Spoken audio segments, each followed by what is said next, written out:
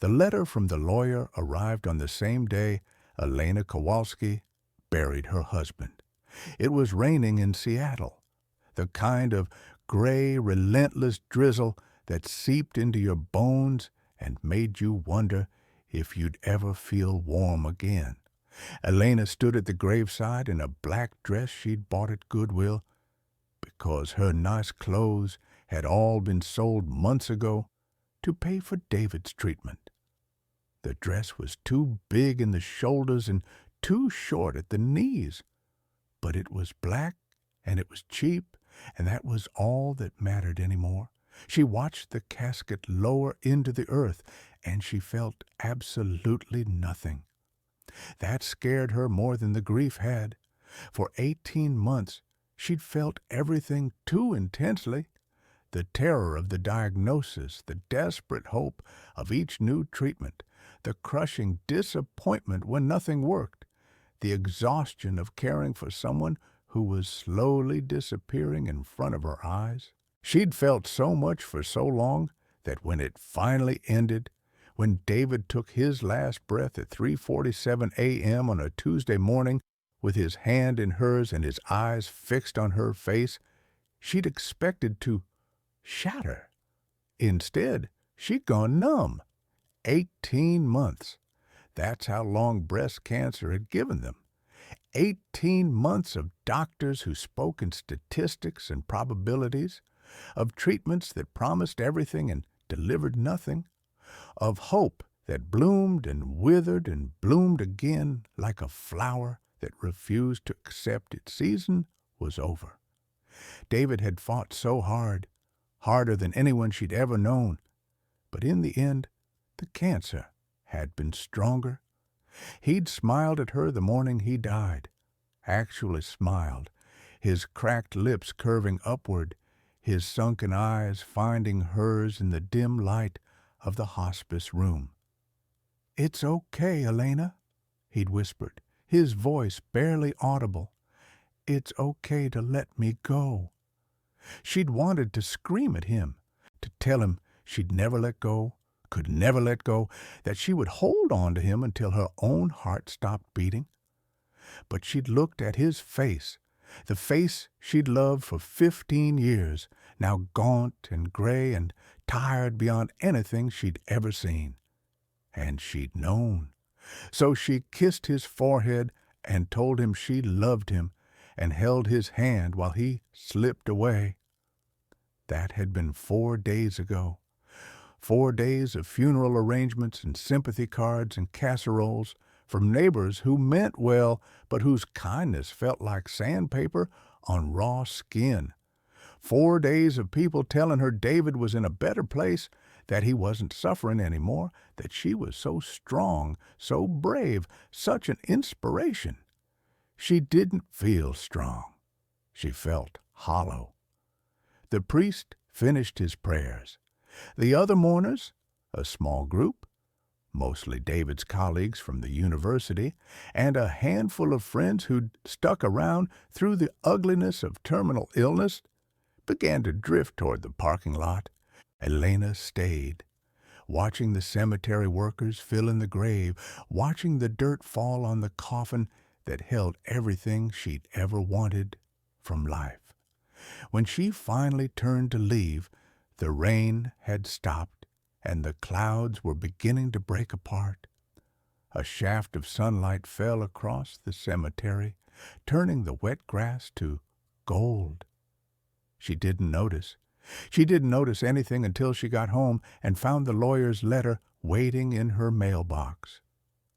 The envelope was wedged between a sympathy card from her former colleagues, the ones who'd quietly let her go 3 months ago, citing departmental restructuring that everyone knew was code for too many sick days, and a final notice from the power company.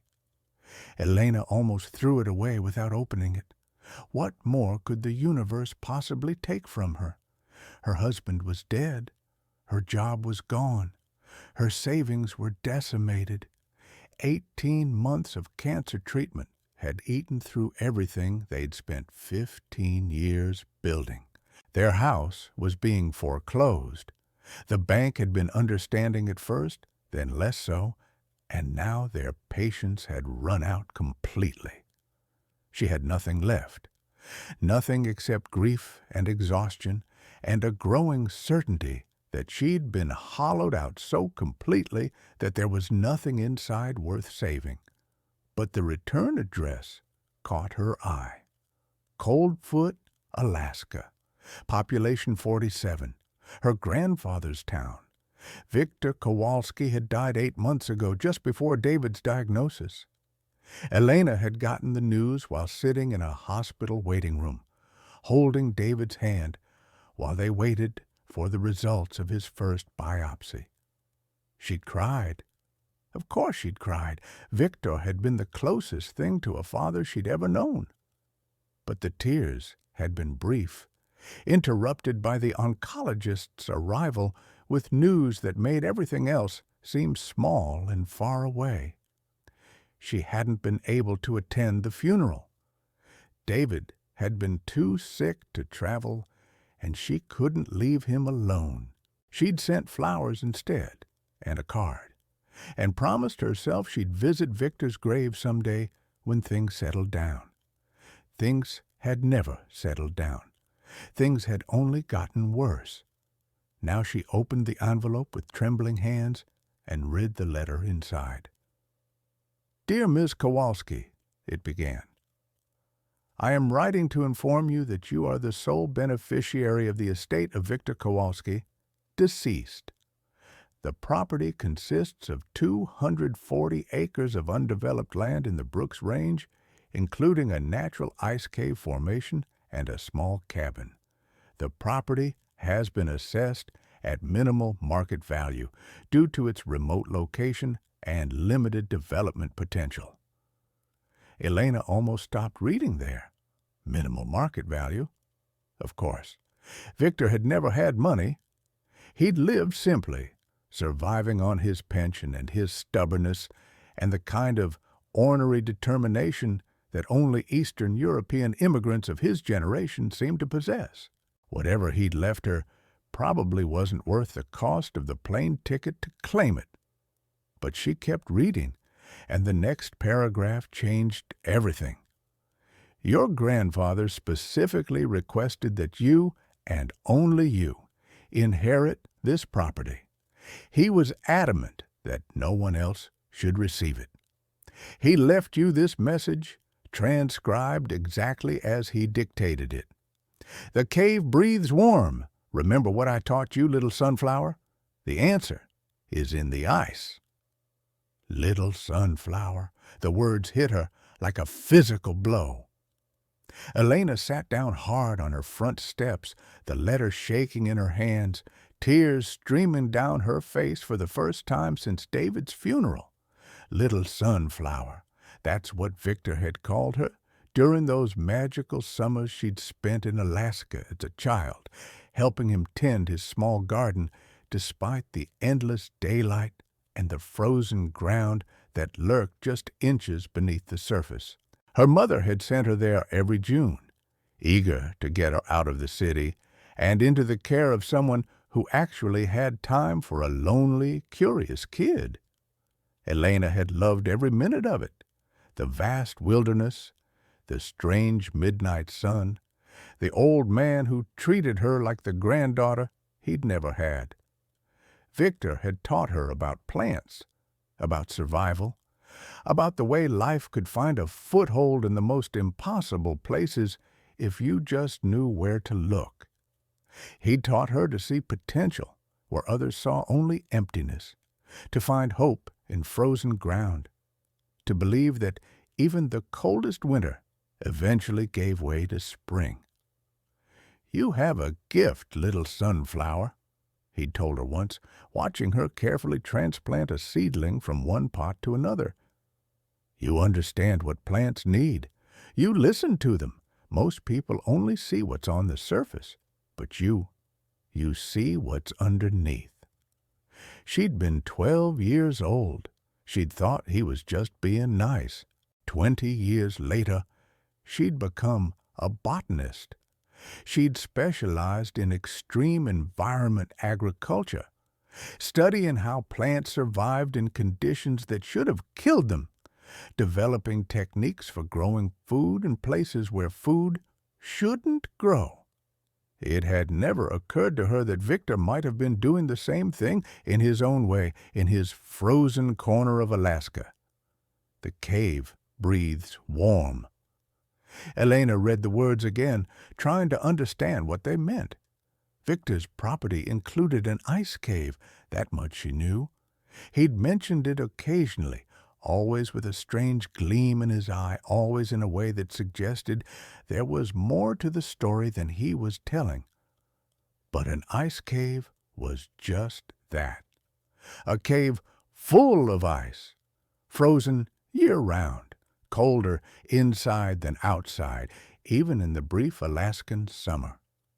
There was nothing warm about it, unless Elena looked around at her life, at the foreclosure notice on the counter, at the boxes she'd started packing before David died and hadn't touched since, at the sympathy cards piling up from people who meant well but couldn't actually help, at the empty house that had once been filled with laughter and plans and dreams of a future that would never come. She had nothing left here, nothing but memories and debt and a grief so heavy it pressed against her chest every time she breathed. But she had 240 acres in Alaska, a cabin, a cave that breathed warm, and the last words of the man who had taught her everything she knew about finding life in impossible places. 3 weeks later, Elena Kowalski stepped off a bush plane onto the frozen runway at Coldfoot, Alaska, with everything she owned in 2 suitcases and absolutely no idea what she was doing. The cold hit her like a fist to the face. Elena had thought she understood cold. Seattle winters could be brutal.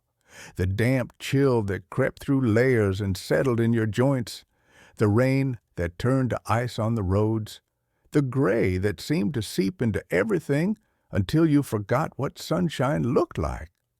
She'd complained about Seattle cold her entire adult life. She had no idea what cold meant. This was different.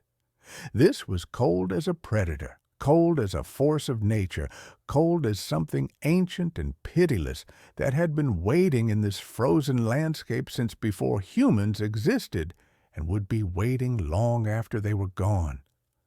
The air burned her lungs when she breathed. Her eyelashes froze together when she blinked. Her fingers, despite the thick gloves she'd bought at REI before leaving Seattle, went numb within seconds of stepping off the plane. She'd arrived in late October, just as the sun was beginning its long retreat below the horizon. In a few weeks, she'd learned they would have less than an hour of twilight each day. By December, the sun wouldn't rise at all, just a brief glow on the southern horizon around noon, then darkness until February. "You're Victor's granddaughter?" Elena turned, squinting against the glare of sunlight on snow. Even diminished, the sun was bright here, reflecting off the white landscape with merciless intensity. A man stood watching her, middle-aged and weathered, with a face that looked like it had been carved from the same rock as the mountains surrounding them. "Yes, I'm Elena. Tom Blackwood."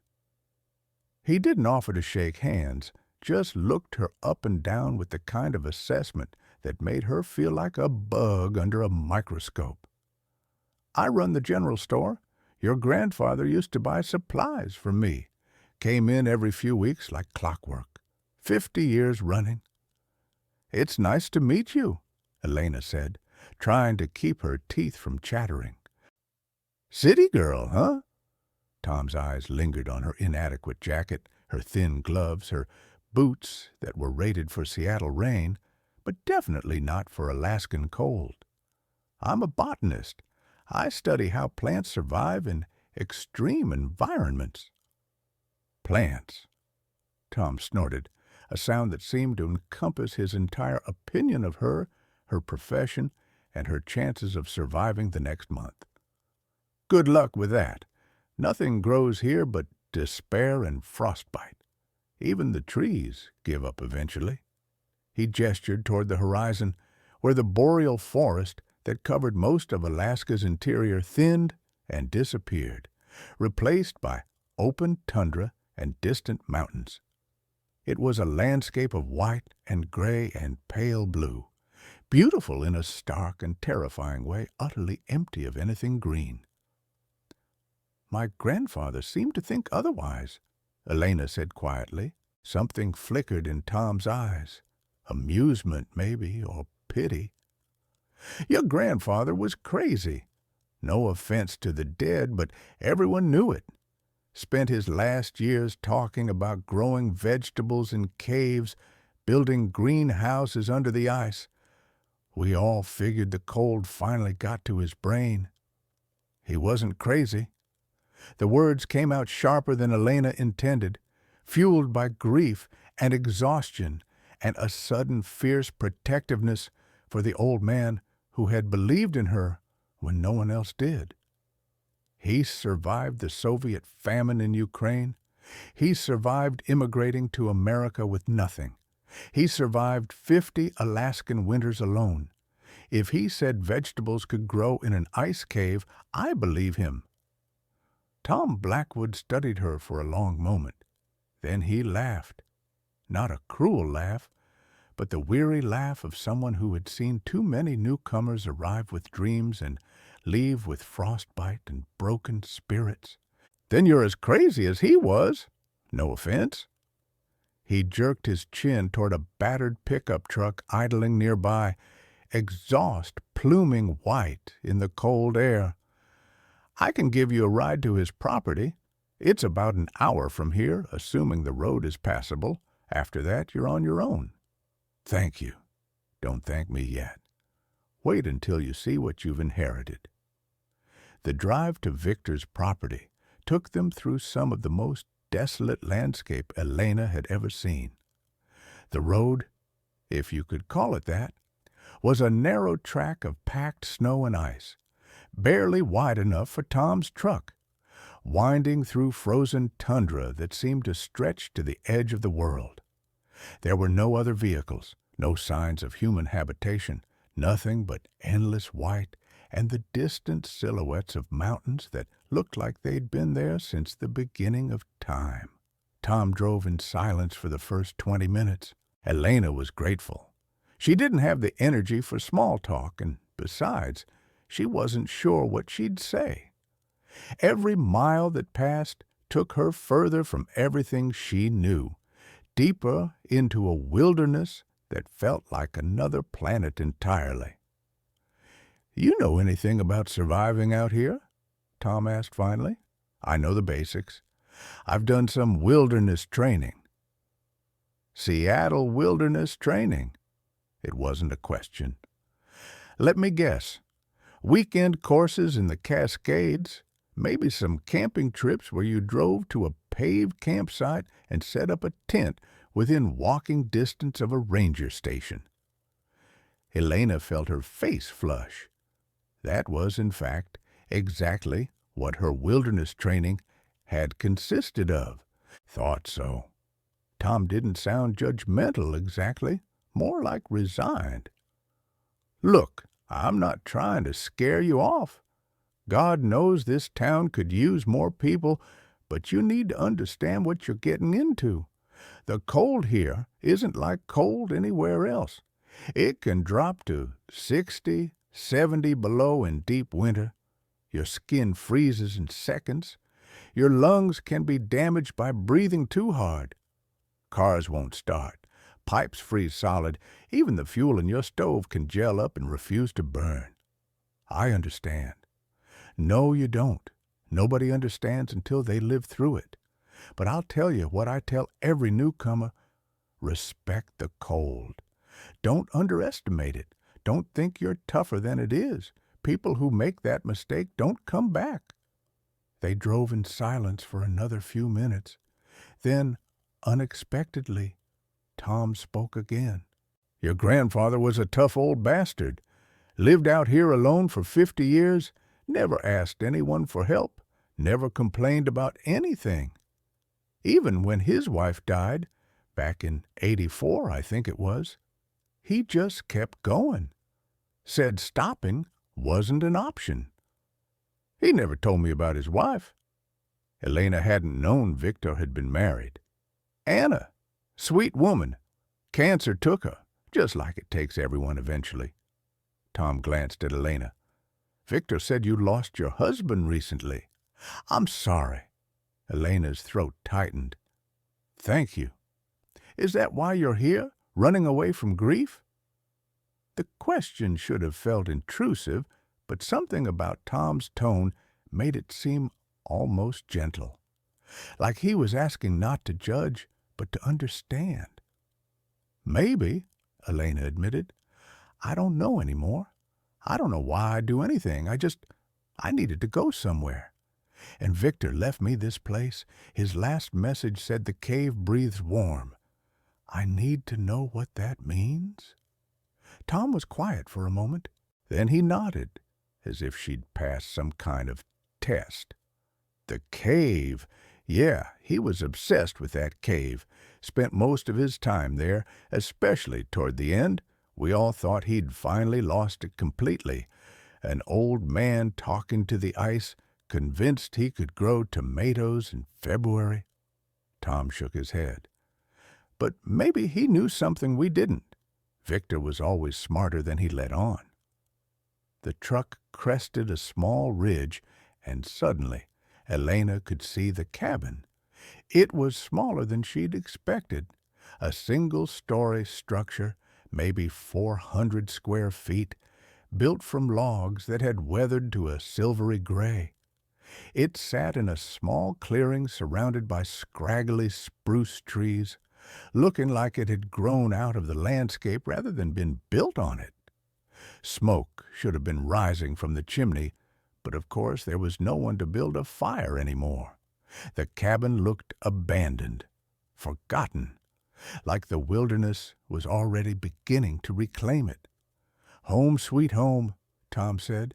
Elena opened her mouth to thank him, but the words stuck in her throat. This was real now. She was actually here, actually doing this, actually standing on the threshold of a new life in one of the most inhospitable places on earth. "I'll check on you in a week," Tom said. "If you're still alive, maybe you'll make it. If not," he shrugged, "well, the wolves have to eat something." Elena couldn't tell if he was joking. She grabbed her suitcases and stepped out into the cold. The cabin was exactly as Victor had left it. Elena pushed open the door, unlocked because who would bother locking anything out here, where the nearest human being was probably miles away, and stepped into a space that felt like stepping back in time. The single room was dominated by a massive wood stove, cold now, but clearly the heart of the home. Victor had built everything around it. A bed against one wall, a small kitchen area against another, a desk piled with papers and books, and the detritus of a lifetime of research. The furniture was handmade, worn smooth by decades of use. And everywhere Elena looked, there were signs of her grandfather's presence. His coffee mug on the counter, his coat hanging by the door, his boots lined up neatly by the stove. She set down her suitcases and stood in the silence, trying to feel something, trying to connect with the old man who had lived here, who had died here, who had left her this impossible legacy. "I'm here, Grandpa," she whispered. "I came." The cabin didn't answer. It just waited, patient and cold, for her to figure out what to do next. The first order of business was heat. Elena had never started a fire in a wood stove before, had never started a fire anywhere, really, except for the gas fireplaces in friends' apartments. But Victor had left detailed instructions pinned above the stove. She followed them carefully, loading kindling and newspaper and then larger logs, striking matches with fingers that shook from cold and nervousness. The third match caught, the kindling smoked, then smoldered, then burst into flame. Elena added more wood, adjusted the damper as the instructions specified, and within an hour the cabin was warming up. Not warm by normal standards, she could still see her breath, but warm enough that she wasn't in immediate danger of freezing. Small victories. She spent the rest of the day exploring Victor's papers. He'd left behind boxes of notes, diagrams, calculations, most in Ukrainian, which Elena could barely read, but some in English. The English notes were clearly intended for her, written in Victor's careful hand, explaining his research in terms she could understand. The cave maintains consistent temperature of 36 degrees Fahrenheit at depth of 40 meters, one note read. This is warmer than outside temperatures by 80-plus degrees in deep winter. Heat source appears to be geothermal, small volcanic vent or fracture in Earth's crust, allowing deep heat to rise. This is extremely rare in this region, but not unprecedented. Another note, successful germination of cold hardy lettuce at 35 degrees Fahrenheit ambient temperature. Growth rate approximately 40% of optimal, but consistent. Supplemental lighting required. Current solar panel setup insufficient for polar night. Need better battery storage. And another, circled multiple times in red ink, underlined, starred, clearly the most important thing Victor had ever written. The thermal vent at the back of the main chamber, consistent 50 degrees Fahrenheit airflow from below. Natural heating system, powered by the Earth itself. This changes everything. With proper infrastructure, year-round growing as possible, year-round food production in the Arctic, this is what I've been searching for my entire life. Elena read until her eyes burned and the lamp ran out of oil. Then she lay in Victor's bed, her bed now, and listened to the wind howl outside and tried to imagine what her grandfather had discovered, a geothermal vent in an ice cave, natural heat rising from the earth. The possibility of growing food in conditions that should have made food impossible. If it was true, if any of it was true, then Victor hadn't been crazy at all.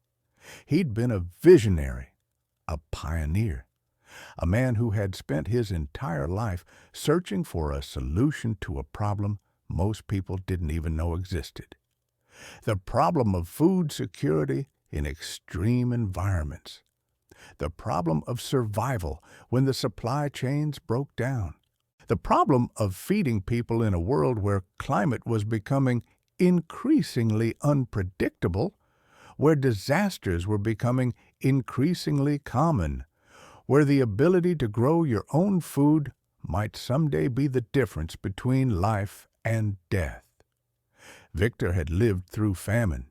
He'd seen what happened when food ran out, had watched his mother and sisters die because there was nothing to eat, had survived only because he was young and strong and lucky. That experience had shaped everything he did afterward, everything he built, everything he believed. And now he'd left it to her. The cave breathes warm. "I'll find it, Grandpa," Elena whispered into the darkness. "Whatever you discovered, I'll find it, I promise." The entrance was hidden behind a ridge about a mile from the cabin, invisible unless you knew exactly where to look. Elena found it on her third day, following Victor's hand-drawn map through snowdrifts and over ice-covered rocks. The journey took 3 hours. 3 hours of brutal cold, of wind that cut through her new parka like it wasn't there, of moments when she seriously considered turning back and forgetting the whole thing. But she didn't turn back. She kept going, one step at a time, following the marks Victor had made on trees and rocks, following the path her grandfather had walked thousands of times over 50 years. And then she found it. The entrance was a crack in a rock face, narrow enough that Elena had to turn sideways to squeeze through. It looked like nothing, just another fissure in the frozen landscape, unremarkable and easy to miss. Victor had hidden it well. Inside, everything changed. The wind disappeared.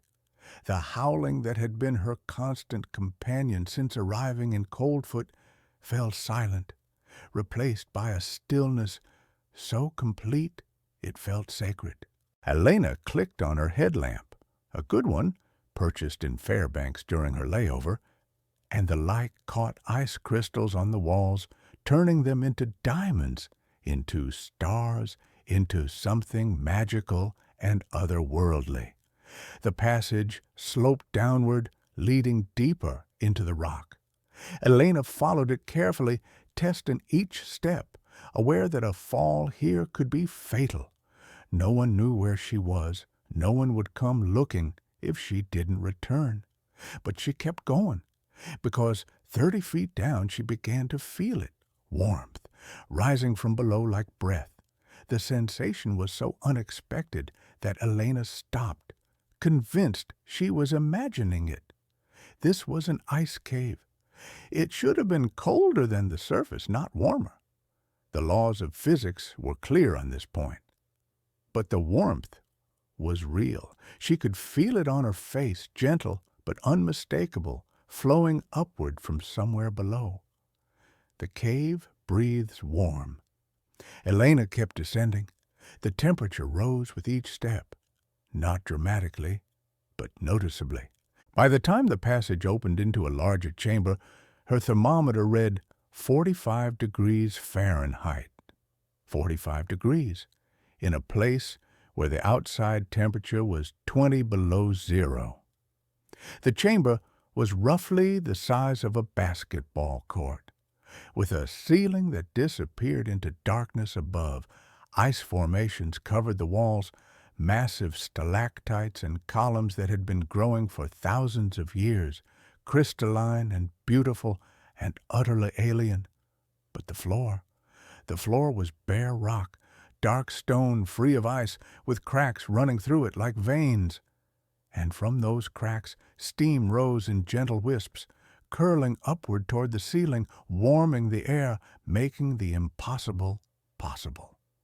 "My God, Grandpa," Elena whispered, "you found it. You actually found it." She knelt and pressed her palm to the stone. It was warm, distinctly, wonderfully warm. Not hot enough to burn, but warm enough that sitting on it felt comfortable even without insulation.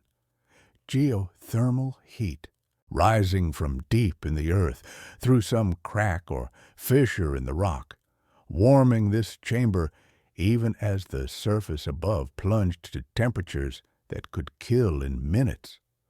Victor had discovered a natural heating system, a place where food could grow year-round, protected from the killing cold, warmed by the earth itself. And he'd spent the last 50 years of his life figuring out how to use it. Elena spent the next 4 hours exploring every corner of the cave. She found Victor's experimental growing beds, rough wooden frames filled with soil, abandoned now but showing signs of past cultivation. The soil was cold and dry, but when she dug down a few inches, she found root remnants. Something had grown here. Something had thrived. She found the remains of Victor's lighting system. Solar panels mounted outside the cave entrance, connected by cables to a series of LED lights inside. The batteries were dead, the system non-functional, but the infrastructure was there. With new batteries and better panels, she could get it working again. She found seeds, hundreds of them, maybe thousands, stored in airtight containers and labeled in Victor's meticulous handwriting. Arctic hardy varieties he'd collected and developed over decades of experimentation: cold-resistant lettuce, Siberian kale, frost-tolerant spinach, even some experimental tomato varieties bred for low temperatures. And she found his final note, sealed in a waterproof container and placed on a rock at the exact center of the main chamber. Elena, if you're reading this, I'm gone, and you're facing a choice. This cave can grow food when nothing else can. I've spent my entire life perfecting it, learning its secrets, understanding what it needs to be productive. In the world I grew up in, this knowledge was the difference between life and death. I watched my family starve because there was no food, because the fields had failed, because the people in power had decided that some lives mattered less than others. I swore I would never let that happen again, to anyone if I could help it. The town doesn't believe it's possible. They've mocked me for years, called me crazy, written me off as an old fool who lost his mind to the cold. They'll do the same to you if you try to continue my work. But someday, the hard winter will come, the supplies will run out, the road will close, and they'll need what I've built here, what you can build here. The question is, will you use it to save yourself, or will you share it with those who need it most? I know the answer you'll choose. That's why I left this to you, and only you. Remember what I taught you, little sunflower? The answer is in the ice. I love you. Make me proud. Grandpa Victor. Elena sat on the warm stone floor of the cave, surrounded by her grandfather's life's work, and cried until she had no tears left. Then she stood up, wiped her face, and got to work. The next 2 months were the hardest of Elena's life. She worked alone because there was no one to help her.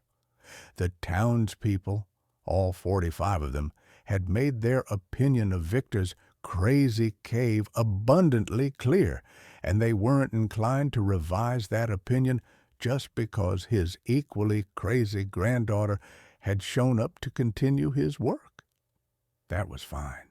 Elena was used to working alone. She'd spent most of her career in labs and greenhouses, conducting experiments that no one understood or cared about, pursuing research that her colleagues dismissed as impractical. She knew how to be patient, how to persist, how to keep going when everyone around her said she was wasting her time.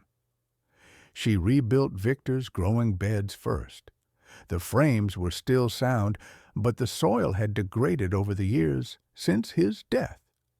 She mixed new growing medium from materials he'd left in storage: peat moss, perlite, composted organic matter he'd collected and prepared. She tested the pH, adjusted the nutrients, created the perfect environment for cold weather cultivation. The lighting system took longer.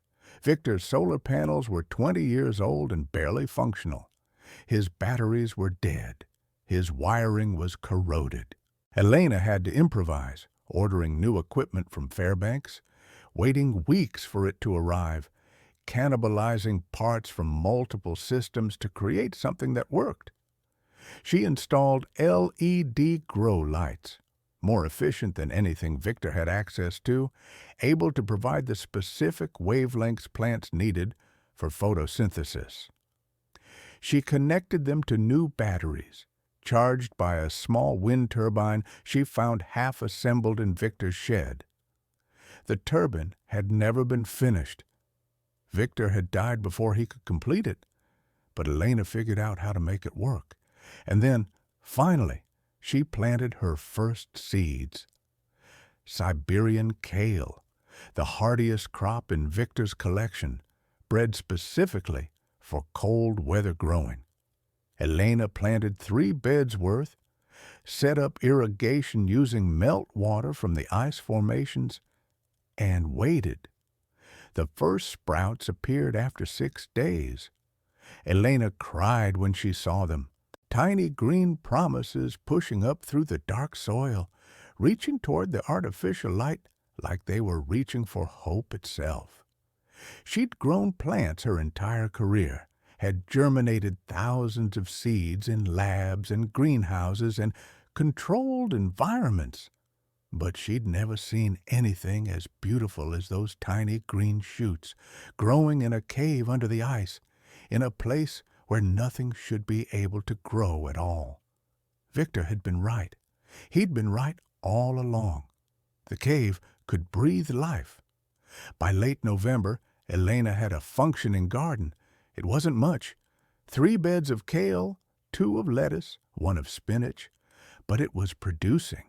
Fresh vegetables in a place where fresh vegetables shouldn't exist. Green life in a world of white death. She told no one, not yet. Part of it was practical caution. She wanted to make sure the system was stable before she started making claims. Wanted to prove to herself that this wasn't just a fluke, that she could actually sustain production through the worst of the winter. But part of it was something else, something she didn't like to admit to herself. The cave had become her refuge, her sanctuary, the only place where she could forget, even for a few hours, the grief that followed her everywhere else.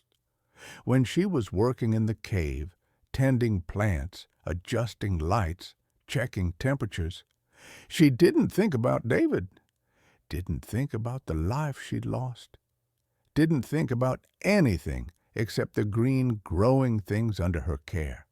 It was selfish. She knew it was selfish. Victor had left her this gift so she could help others, not so she could hide from her own pain. But she wasn't ready to share, not yet. She needed this, needed something that was hers alone. The knock on her cabin door changed everything. It came in early December, when Elena had almost forgotten that other people existed. She'd fallen into a rhythm. Tend the cave, collect firewood, melt snow, sleep, repeat. And the days had blurred together into a seamless routine of work and solitude. When the knock came, she actually jumped. The sound of another human being felt alien. She opened the door to find an old woman on her steps, Athabascan by her features, bundled in traditional furs against the killing cold. Her face was a map of wrinkles, her eyes bright and knowing, her presence somehow both ancient and timeless. "You're Victor's girl," the woman said. It wasn't a question. "I'm Sarah Running Bear. I knew your grandfather." Elena stared at her. "You did?" "For 30 years. He saved my husband's life once. Winter of '97, storm caught Joseph out on the tundra. Temperature dropped 50 degrees in an hour. Victor found him half frozen, brought him somewhere warm to recover." Sarah's eyes crinkled with something that might have been a smile. "Joseph said Victor had vegetables growing, fresh greens in February. Nobody believed him, thought the cold had damaged his brain. Would you like to come in?" "I would, and I think we should talk." Over tea in the cramped cabin, Sarah told Elena stories about Victor that she'd never heard.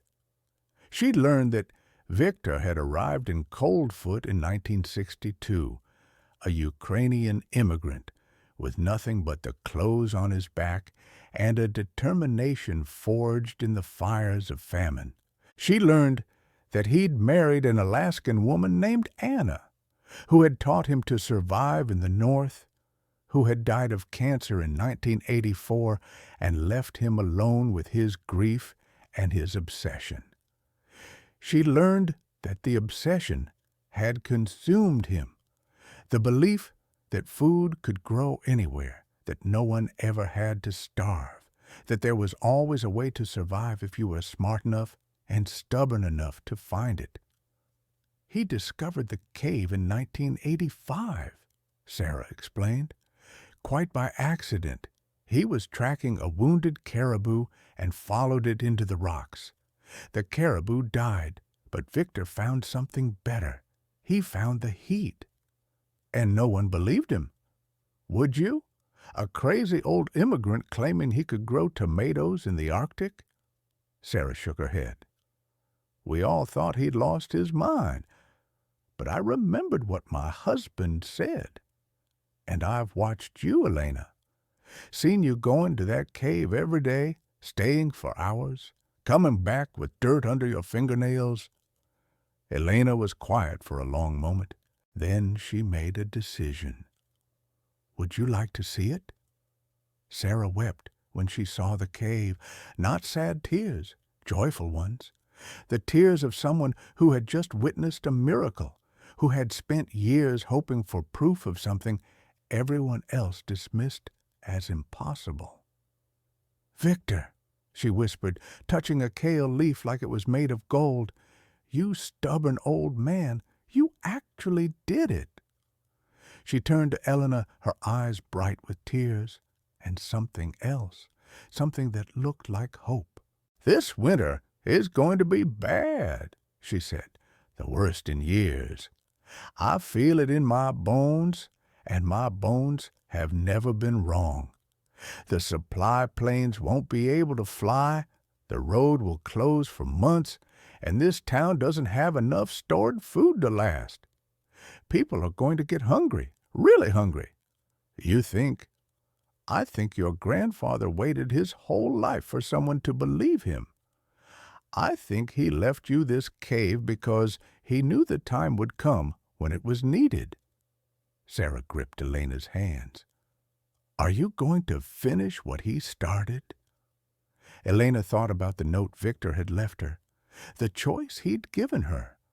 Will you use it to save yourself, or will you share it with those who need it most? Show me who needs help, Elena said.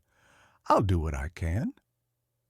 The weeks between Sarah's visit and the storm were filled with quiet preparation. Elena expanded her growing operation, planting every seed she could find in Victor's collection. She built new growing beds, extended the lighting system, created irrigation channels that carried meltwater from the ice formations to each row of plants. She worked 18-hour days, sleeping in the cave more often than not, driven by an urgency she couldn't fully explain. Maybe Sarah's warning had gotten to her. Maybe she just needed something to fill the hours that grief would otherwise claim. Either way, by the time the first snow squalls of winter arrived, Elena had transformed Victor's experimental garden into something that could actually feed people. The cave now held 12 growing beds, each one carefully optimized for different crops. Cold, hardy lettuces in the warmest section, near the geothermal vents, kale and spinach in the middle zones, root vegetables, carrots, beets, turnips, in the cooler areas near the walls. Even a small bed of tomatoes, started from seeds Victor had spent decades developing, bred specifically for low-light conditions. She'd also started teaching. Sarah brought visitors, carefully selected, people she'd trusted to keep the secret until Elena was ready to reveal it. They came one at a time at first, then in small groups, each one leaving with wide eyes and a promise to help when the time came. Marcus Webb, the supply pilot who ran goods between Coldfoot and Fairbanks, was one of the first. I used to think Victor was crazy, he admitted, standing in the cave with his jaw hanging open. Used to make jokes about him, you know, the old man who talked to vegetables. He shook his head slowly. I feel like an ass. He would have forgiven you, Elena said. He understood why people didn't believe. But you believed. You came all the way up here, gave up everything based on a note from a dead man. Elena thought about that, about the grief that had driven her north, the emptiness she'd been fleeing, the way Victor's words had felt like a lifeline thrown to a drowning woman. I didn't have anything left to lose, she said. Sometimes that makes it easier to take risks. Marcus was quiet for a moment. Then he nodded, something shifting in his expression. I fly supplies into this town every week, he said. I know how much food gets delivered, how much gets stored, how thin the margins are. If Sarah's right about this winter. He didn't finish the sentence. He didn't need to.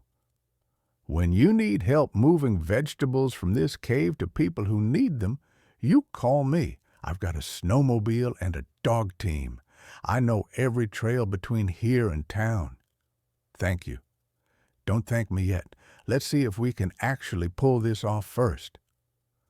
The storm came in January, and it came without mercy. Elena had lived through Pacific Northwest winters, had experienced what she thought was cold, had complained about Seattle's gray drizzle and occasional snow. None of it had prepared her for this.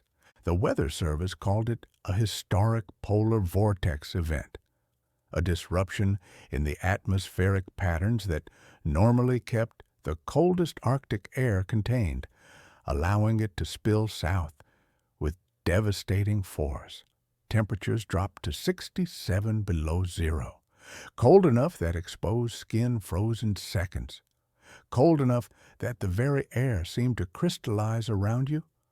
The wind came with the cold, sustained gusts of 60 miles per hour, with peaks hitting hurricane force. It drove the snow horizontally, piling drifts against buildings, burying vehicles, making visibility so poor that you couldn't see your own hand in front of your face. For 2 weeks, no one could leave their homes. The townspeople of Coldfoot huddled around their stoves, burning through their firewood reserves, rationing the food in their pantries, listening to the radio for updates that never brought good news. The supply flights couldn't operate. The visibility was too poor, the winds too dangerous, the risk of mechanical failure in the extreme cold too high. The Dalton Highway was buried under 10 feet of snow, and the plows that normally kept it clear were stranded. Their diesel fuel had gelled in the cold, their operators were trapped in their own homes, their efforts futile against a storm that simply wouldn't end. Coldfoot was cut off, completely, utterly, catastrophically isolated. Elena spent those 2 weeks in the cave. She couldn't have left, even if she'd wanted to. The path from her cabin to the cave entrance was buried. The wind too strong to walk against. The cold too severe to survive more than a few minutes of exposure. So she'd stocked the cave with supplies before the storm hit. Firewood for the small stove she'd installed, food for herself, tools for emergency repairs to the growing system. And she'd waited, tended her plants, watched the vegetables grow while the world outside tried to freeze itself to death.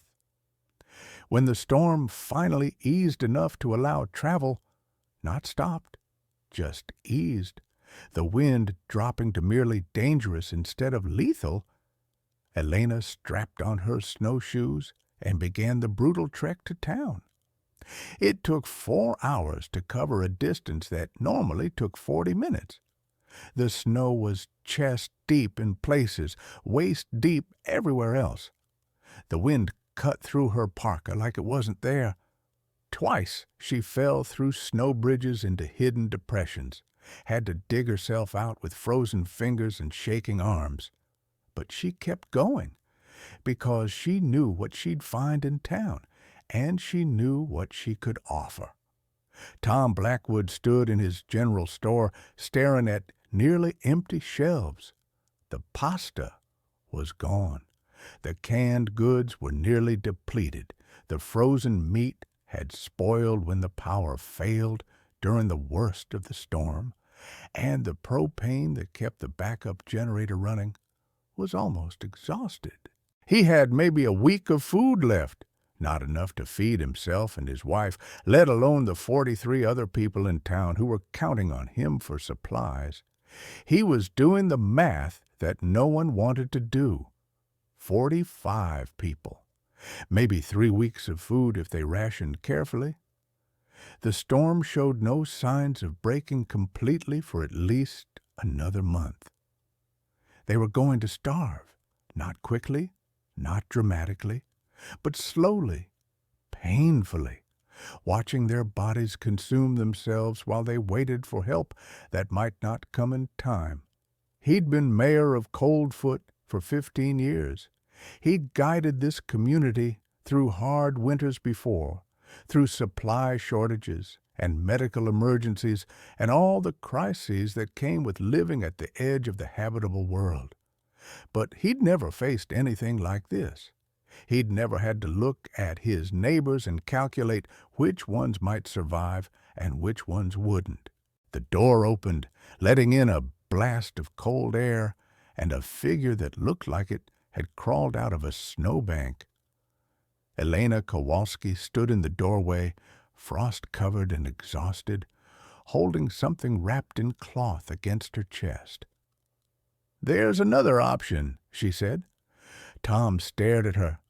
The city girl, the crazy woman who'd inherited Victor's worthless property and hadn't had the sense to leave before winter hit. He'd expected to find her body in the spring, frozen in that cabin, another victim of the Arctic's indifference to human ambition. Instead, here she was, alive and carrying something. What option? His voice came out harsh, almost angry. He didn't have patience for fantasies right now. "You got a magic food machine out there?" "Something like that." Elena stepped forward and placed her bundle on his counter, unwrapped the cloth. A head of lettuce lay on the worn wood, fresh, green, impossibly, undeniably alive. "I grew this yesterday," Elena said, "in my grandfather's cave, the one everyone said was worthless, the one with the geothermal vent that keeps it above freezing all year." Tom couldn't speak. He reached out with trembling hands and touched the lettuce, half expecting it to be fake, a cruel joke, some kind of hallucination brought on by stress and fear. It was real. Cool leaves, firm stem, the faint, earthy smell of fresh produce. Real vegetables in January in Alaska in the middle of the worst winter in recorded history. "That's not possible," he whispered. "My grandfather spent 40 years proving it was possible. I've been working in that cave for 2 months, growing everything you see here." Elena reached into her pack and pulled out more spinach, kale, even a handful of small radishes. "There's more, a lot more, enough to supplement this town's food supply through the worst of the winter." Tom picked up the lettuce again, brought it to his nose, inhaled the scent of growth and life, of spring in the middle of winter, of hope where there should have been none. "It's real," he said, and then again, his voice cracking, "It's real. It's real. But I can't harvest enough alone, and I can't transport it in these conditions without help. If this is going to work, if we're going to feed this town, I need volunteers, people willing to learn, people willing to work." Tom Blackwood looked at the empty shelves of his store, at the fresh vegetables on his counter, at the widow he dismissed as a city fool who was now offering to save everyone he'd ever known. "Tell me what you need," he said. The next 6 weeks were the most challenging of Elena's life, and somehow the most rewarding. The townspeople came to the cave in shifts, organized by Sarah Running Bear with the efficiency of someone who had survived 80 Alaskan winters. There were 3 teams of 5 people each, rotating through 8-hour shifts that covered the cave around the clock.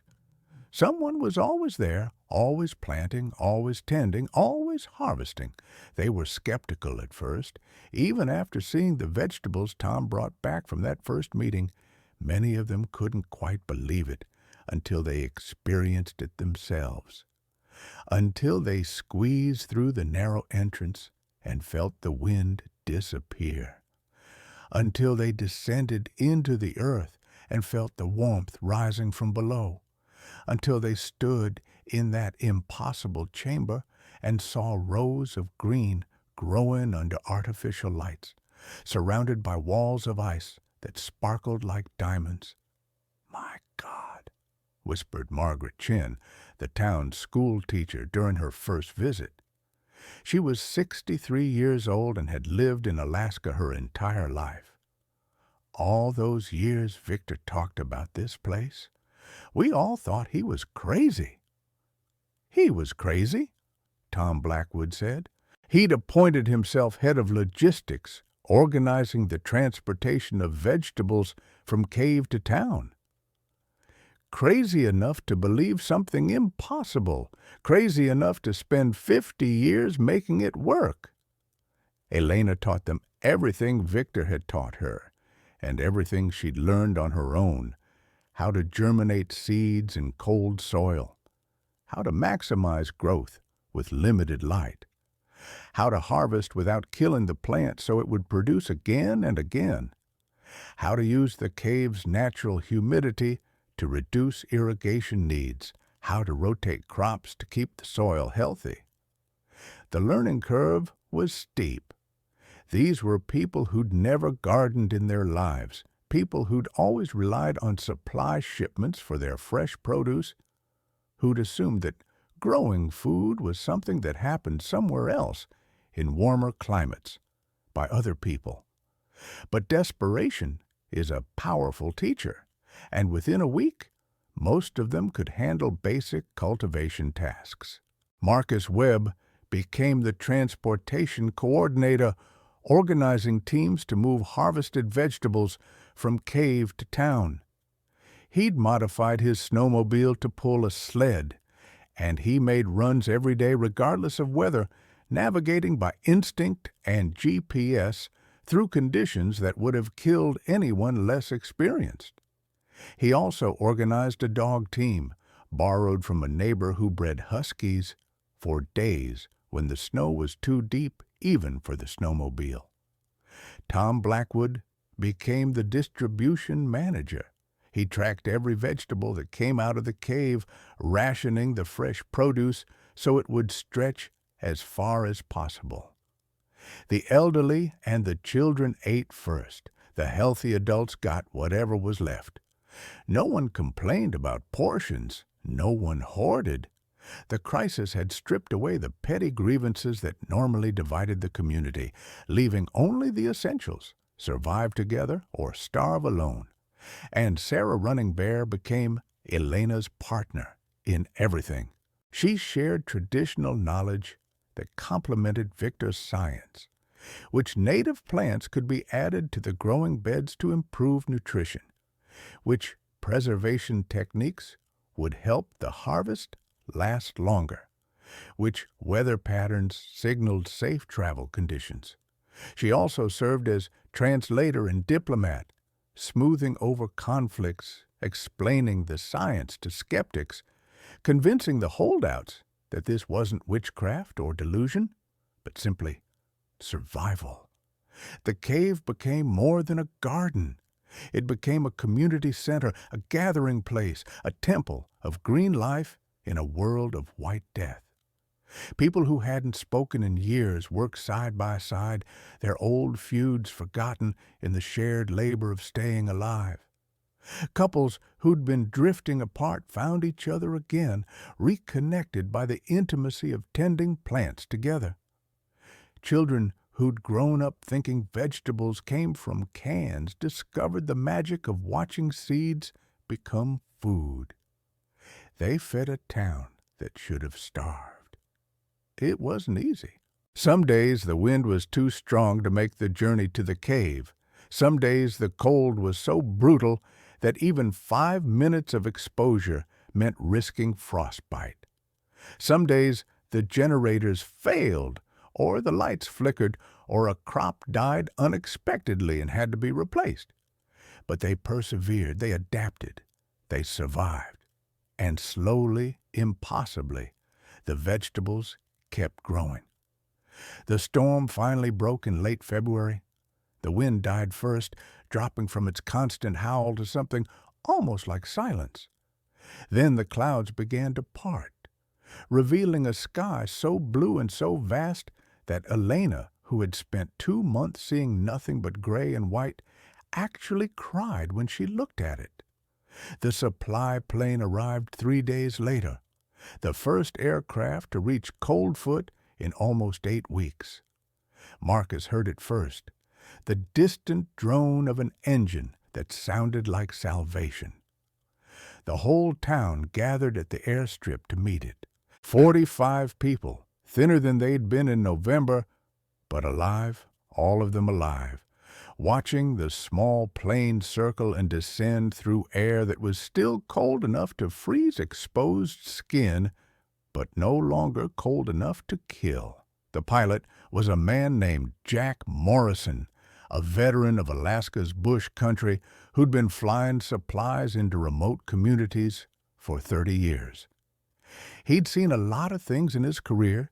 He'd seen towns devastated by winter, families torn apart by isolation, communities that simply ceased to exist when the spring came. What he saw in Coldfoot made him radio back to Fairbanks in disbelief. "They're fine," he reported, his voice crackling over the connection. "All 45 of them. They've got fresh vegetables coming out of a goddamn ice cave. You're not going to believe this, but I'm looking at tomatoes. Tomatoes! Growing in February in Coldfoot, Alaska. Someone needs to get a reporter up here because this is the craziest damn thing I've ever seen." Spring came late that year, but when it arrived, it brought more than just warmth. It brought attention. Reporters came from Fairbanks first, then Anchorage, then national outlets. They came in small planes and helicopters, with cameras and microphones, and an endless appetite for the story of the miracle cave that had saved a starving community. Scientists came too, geologists wanting to study the thermal vent, botanists wanting to examine Victor's cold-adapted varieties, agricultural researchers wanting to understand how the system worked. They took samples and measurements, ran experiments, published papers in journals that Elena had read as a graduate student. Government officials came, state representatives, federal agriculture specialists, people from agencies Elena had never heard of, who wanted to discuss scalability and replication potential and applications for food security in extreme environments. Elena gave tours. She explained the science again and again to people who ranged from brilliant experts to complete novices. She showed them the geothermal vents and the growing beds and the lighting system, walked them through Victor's research notes, demonstrated the techniques she'd refined over the winter. But when they asked her what came next, and everyone asked eventually, she always gave the same answer. "This isn't mine. It was my grandfather's dream. He spent 50 years developing this system because he believed no one should ever have to starve. He wanted to share it with the world, but no one would listen."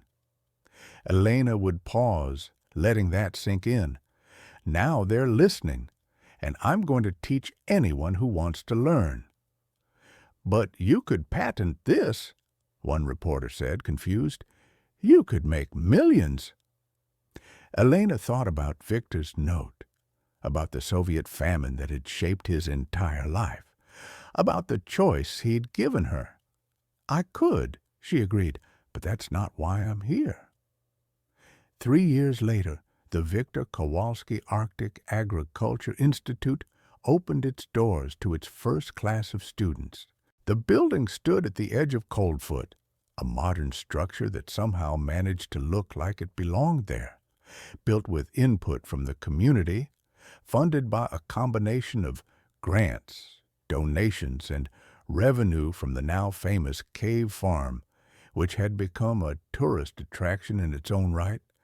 Inside were classrooms and laboratories, research facilities, and seed banks, everything needed to train the next generation of extreme environment farmers.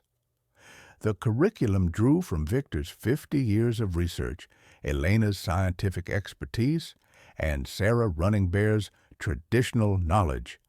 It was, as far as anyone knew, the only program of its kind in the world.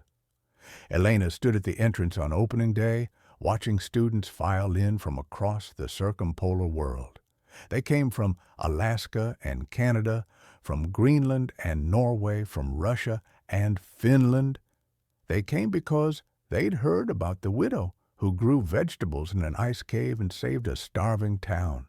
They came because they wanted to learn how to do the same.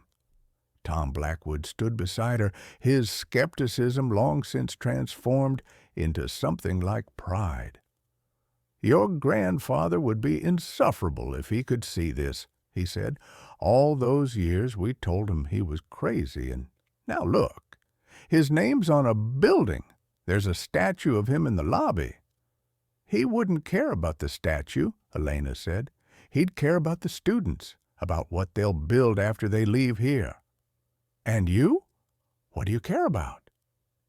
Elena thought about David, about the grief that had brought her to this frozen place, the emptiness she'd been running from, the way Victor's words had felt like a lifeline thrown to a drowning woman.